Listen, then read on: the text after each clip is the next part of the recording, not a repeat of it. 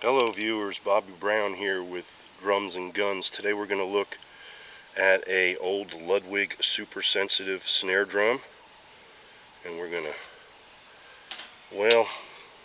to talk about it, we're going to look at it, and we might even get to play it. I don't know if I want to hit this brand new head or not. Let's talk about it though. It's the super sensitive model, and it has a very elaborate, like some of the other snare drums I'm going to show you in the future, it has a feature to the snare that's kind of unique today. I mean, they don't use this, but this bar across the center actually raises the snare the same way on each side, which most throw-offs don't work like that. Most throw-offs just pull from this side. My 65 Sonar is the same way.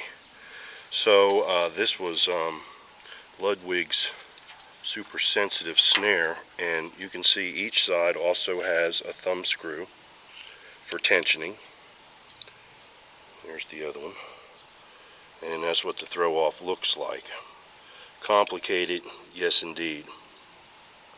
A complicated little drum. Now I'm guessing it's from the 60s, mid 60s, early 60s.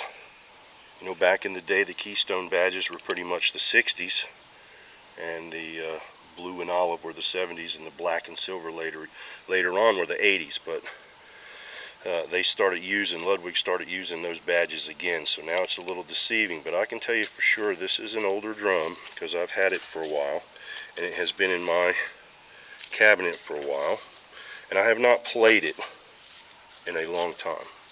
In fact, the lug screws are loose, it's been cleaned and polished, a new head installed, and basically put in my cabinet with all the other snare drums.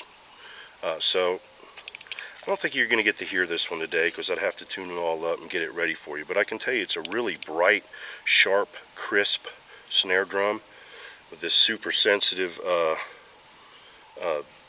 tuning mechanism. It had a very thin snare, and that looks all original because it says Ludwig on it.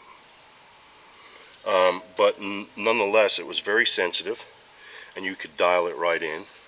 It does have the internal mute, which most of your older drums had, and it is just a fantastic little drum. Now I will say this, it's awkward to play, and the reason is these large ears. These ears on each side of the drum make it really awkward to set up, because it's either poking into your mounted toms, or it's poking into your knee, or something worse. So I mean, it's just a really awkward drum. This idea of a super sensitive, super adjustable snare drum, it was just incredible, but at the same time maybe over-engineered. The snare was very expensive to replace. You can see it has a metal end on it, which a lot of the Ludwigs did. So this is not your standard put two strings through the holes type snare. So it's a very complicated drum, and I don't know who plays them or who played them. I'm sure some of the greats played them back in the day, and I would play it myself today. It sounds incredible. But once again, these ears make it very awkward. It's a light drum. It's not all that heavy.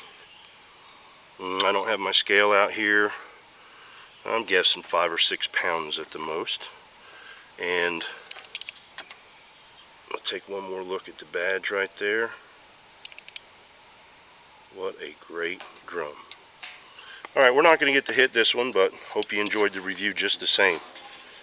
I don't want to scar up that brand new head. Okay, I'll hit it once. There you go. Hope you enjoyed it. Keep slamming.